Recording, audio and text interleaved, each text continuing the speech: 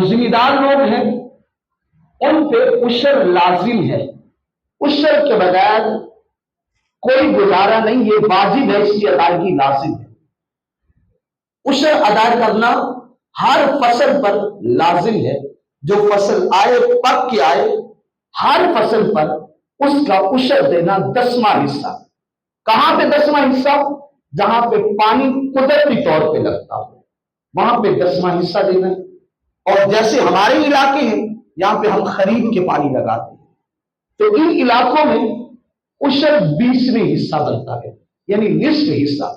निस्फ उशर बनेगा जो 20वां हिस्सा, मसलन 20 मन है तो 1 मन अल्लाह की राह में खर्च करो, 1 मन, और ये कोई ज्यादा नहीं है।